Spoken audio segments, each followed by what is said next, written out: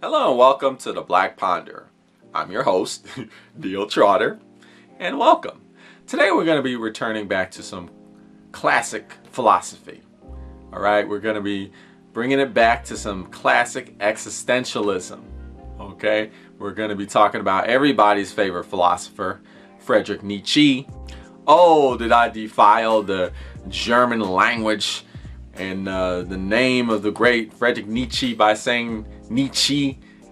Funny enough, I do have friends who are native-born German people, born in Germany, and they now live here in America, and they tell me like, dude, it's Nietzsche. That's how you say it, Nietzsche. You know, that's how you say it. But whatever, we're gonna keep rolling with the Nietzsche pronunciation, you know, because that's what most people like. So we're gonna keep rolling with that. I just find that kind of funny. But today we're talking about his text, Twilight of the Idols, or How to Philosophize with a Hammer. Now, if you've watched some of my videos about Friedrich Nietzsche texts, you'll know that I'm about 50-50 when it comes to Friedrich Nietzsche's philosophy. About 50% of Nietzsche's philosophy I vibe with very well. I think there's a lot of things that he talks about which we can definitely take to heart and use constructively to make this world a better place.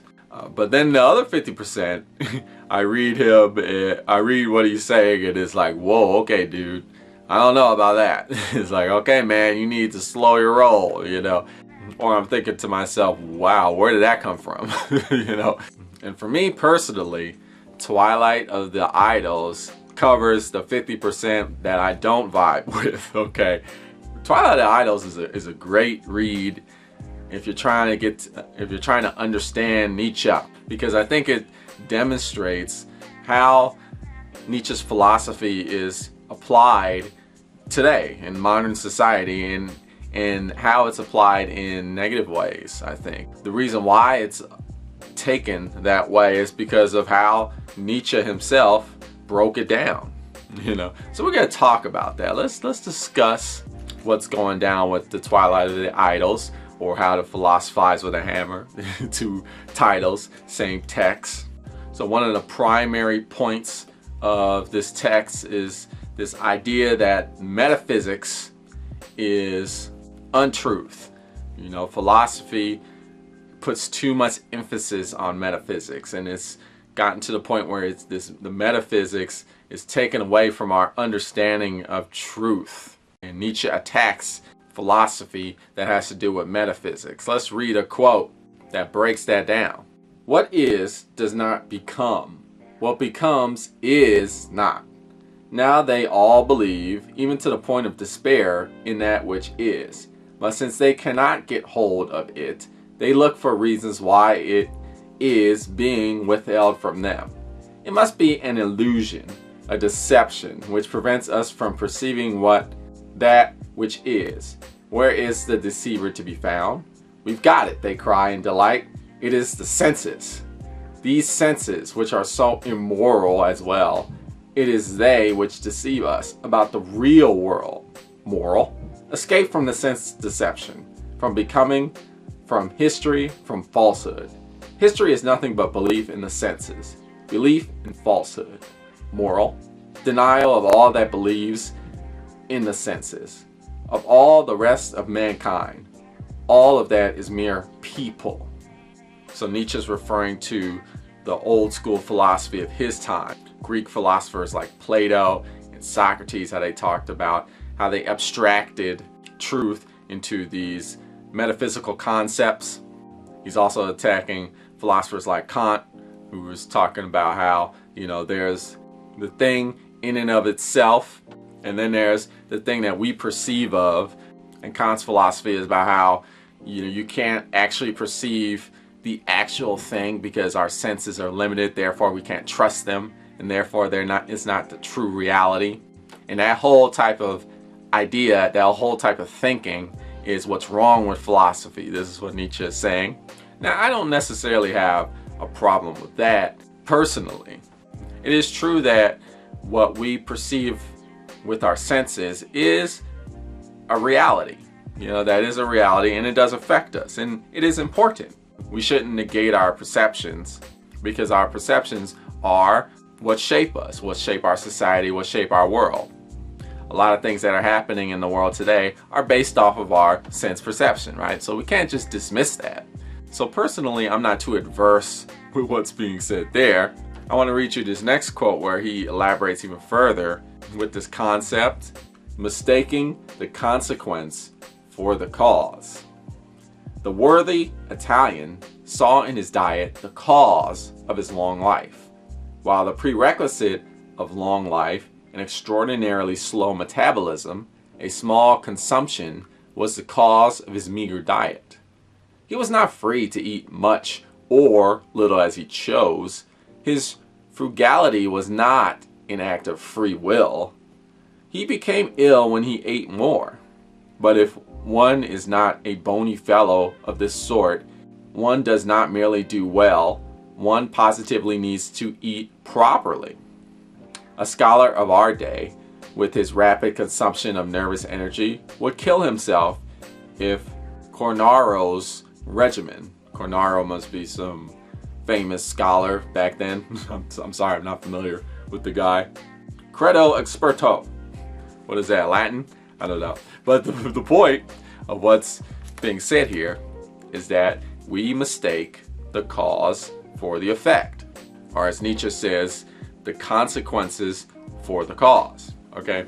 For example, you see somebody who's skinny, is what he's saying here, and you think like, oh, that person must eat well. Not necessarily. Maybe they just got high metabolism, and it doesn't matter how much they eat, they burn it easily. As somebody who has slow metabolism, you know, they might eat a little bit or might not eat nearly as much as that person that's skinny, but might still put on some pounds just because they have slow metabolism. But we see things like that and we judge. We say that, oh, this person is this way because of how they look. But really, it's the way they are that makes them who they are. They are who they are because of their consequences, not because they actually did something. Another example is like people who suffer from depression or anxiety. I'm talking about clinical depression where you have to actually take medication. Somebody might see somebody that's suffering from that and they tell them like, oh, buck up, just be happy. And then they look at them all droopy and sad. It's like, oh, you know what your problem is? You don't know how to have fun.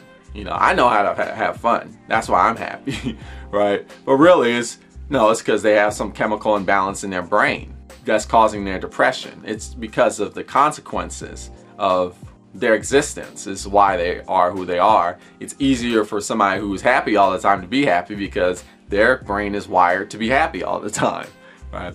So we make these kinds of mistakes all the time. We mistake the consequence for the cause all the time. That's true. That is true. But let's keep going here. Man projected his three inner facts, that in which he believed more firmly than in anything else: will, spirit, ego, outside himself. He derived the concept being only from the concept ego. He posited things as possessing being according to his own image, according to his concept of the ego as cause. No wonder he later always discovered in things only that which he had put into them. The thing itself, to say it again, the concept thing is merely a reflection of the belief in the ego as cause.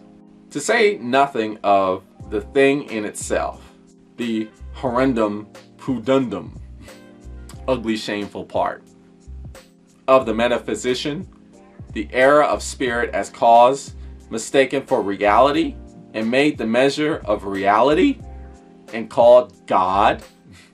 So basically what Nietzsche is saying here is that we're making this mistake. We mistake the metaphysical for the ultimate reality, where actually the reality is what we actually see, what we actually feel, touch, taste, smell, our senses. That is the real reality, not this metaphysical reality. We go back to that example of the person that's chubby who has some pounds on them, and the society says, oh, the reality is that is the diet, right? The reality is how this person eats. That's what's real. That's why this person is fat, because of the way they eat. And Nietzsche's like, no, that's not it at all. The reality is this person being fat. Like, that's the reality, because he's fat because that's how this person is fat. You know, I'm just using this as an example. This person is skinny because that's just how they are. That's how they're constructed. That is their reality. It's not about how they eat, right? And, you know, diet is just an example. My analogy is diet is to morality or religion. Like, we say religion is reality, morality is reality, where no, that's not reality at all. People are religious because of how they are, right? And people are not religious or not moral, not because they're following some sort of protocol. It's just the way they are is not constructed or is not conducive of following the morality or religion of a society. That's just not who they are. That's not their reality. Listen to this. The entire realm of morality and religion falls under this concept of imaginary causes, explanation of unpleasant general feelings. They arise from beings hostile to us, evil spirits, most celebrated cause, hysterics, misunderstood as witches.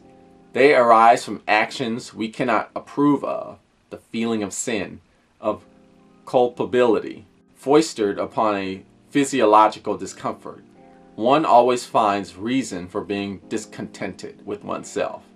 They arise as punishments, as payment for something we should have done, should not have been. Okay, let me read that last part.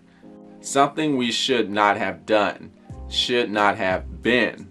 Okay, the mistake Nietzsche is saying is that we as a society think in terms of what people have done or what they should not have done. But the reality is that people are the way they are because of their being. We deny people's beings because we make up these false concepts, these untruths of morality that don't accept how people actually are. We're punishing people for how they are. And we punish people because we say, oh, you should not have done that, or you should have did this. But the reason why they're doing these things, the reason why they're not falling in the line of religious ideas or the morality or ethics of a society, because that's just not how they're made. The whole concept of free will is just completely off. People don't decide to follow certain rules or regulations or guidelines or religions. Rather, people express themselves by how they are, their perceptions, their senses, their passions, their desires. And for some people that falls in line with a religion or moral guidelines or ethics, and for others it does not. It's not the case that somebody's working extra hard or choosing or deciding what they want to do and what they don't want to do. Morality and religion fall entirely under the psychology of error. In every single case, cause is mistaken for effect, or the effect of what is believed true is mistaken for the truth, or a state of consciousness is mistaken for the causation of this state. So there's that confusion. The state of consciousness is mistaken for the causation of this state. This person is an immoral person because of what they do. That's a mistaken thinking. Rather, we should, according to Nietzsche, we should look at a person and see what they do and how they act, and think along the lines of, okay, this person is acting the way they are regardless of what guidelines we have, because they are that kind of person. And that is the truth. The truth is not the guideline, the regulation, the moral or ethic standard. The truth is actually that person, that being. That's the truth. What they're doing is actually an expression of their true nature. And to deny that is to deny their truth. To say that they're immoral or unethical is to deny truth. So far, so good, okay? I'm with Nietzsche here, okay? I am. Okay, so let's keep continuing, and then we'll see where I personally diverge, okay? No one is accountable for existing at all, or for being constituted as he is, or for living in the circumstances and surroundings in which he lives. The fatality of his nature cannot be disentangled from the fatality of all that which has been and will be. Okay, basically what we're talking about. No one is ultimately responsible by who they are, how they were born, their nature. This is true. And sometimes in society we do blame people for their nature, which is incorrect. Still with them. It is absurd to want to hand over his nature to some purpose or other. We invented the concept purpose. In reality, purpose is lacking. One is necessary. One is a piece of faith. One belongs to the whole. One is in the whole. There exists nothing which could judge, measure, compare, condemn our being. For that would be to judge, measure, compare, condemn the whole. But nothing exists apart from the whole. So he's saying it's absurd to hand over your nature to like a higher power or to a set of moral standards, because you're giving up your true nature. That no one is any longer made accountable, that the kind of being manifested cannot be traced back to a causa prima, first cause, that the world is a unity neither as sensorium nor as spirit. This alone is the great liberation. Thus alone is the innocence of becoming restored. So the point here is that morality denies existence, because all passions are part of existence. Okay, I'm just actually reading my little notes that I took. Therefore, ethics is a rejection of truth, because our passions, our desires, whether they are ethical or unethical, they deny our true nature. And this is where, at a certain point I have to step in and be like, okay, wait a minute. Wait a minute. This is not the great liberation. All right, this is not the great liberation, okay? Because what if our true nature is a destructive one? What if our true selves is not conducive to human progress, okay? What if how we are is hurting other people, is exploiting other people, is disenfranchising other people? What if our desires, our passions, even our sense perception is causing harm to other people and therefore causing harm to humanity as a species, is preventing humanity to progress? What if that's the case? We still allow this truth to run buck wild, uninhibited, with no check or balance whatsoever? And that's where I have to jump in and be like, okay, let's put on the brakes here. One enriches everything out of one's own abundance. What one sees, what one desires, one sees swollen, pressing strong, overladen with energy. The man in this condition transforms things until they mirror his power, until they are reflections of his perfection. This compulsion to transform into the perfect is art. Even all that which he is not becomes for him nonetheless part of his joy in himself. In art, man takes delight in himself as perfection. It's true. Man does take delight in himself. We do see this in society where people see themselves as the ultimate truth, the ultimate perfection, and we glorify this. But are we actually perfect? Or rather, the desires, the passions, the sense perceptions of one person, their idea of perfection, does that obliterate or disintegrate or exploit or deny the desires, passions, sense perceptions of somebody else? What happens when we glorify, make perfect one idea of what man should be while negating somebody else's idea of what man should be? It would be permissible to imagine an antithetical condition, a specific anti-artisticality of instinct, a mode of being which impoverishes and attenuates things and makes them consumptive. And history is in fact rich in such anti-artists, in such starvelings of life, who necessarily have to take things to themselves, impoverish them, make them leaner. This is, for example, the case with a genuine Christian. A Christian who is at the same time an artist does not exist. But there needs to be some regulation, some check and balance. Okay? You cannot just blindly follow your passions or, deify your passions. Okay? Because your passions might be messed up. Okay? For example, you might be sexually attracted to somebody. Okay? But the other person might not be sexually attracted to you. Do you continue to follow your passion of sexual attraction to its end? Okay, while that other person is like, well, I'm not interested in you like that.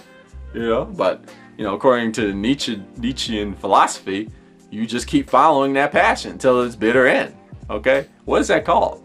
That's called sexual harassment. Okay?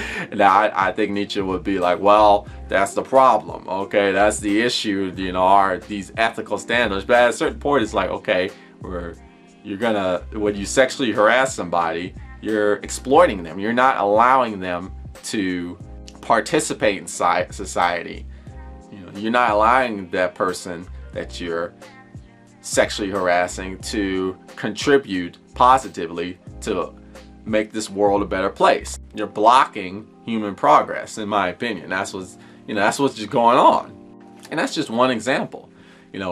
Our passions can block a lot of progress if left unchecked. That's why I think it's important to have morality, ethics, even religion, because it forces you to consider other people's passions, okay, other people's desires, other people's wants, which may not be aligned with what you want. For what is freedom?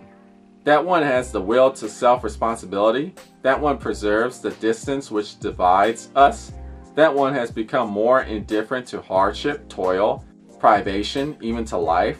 That one is ready to sacrifice men to one's cause, oneself not expected.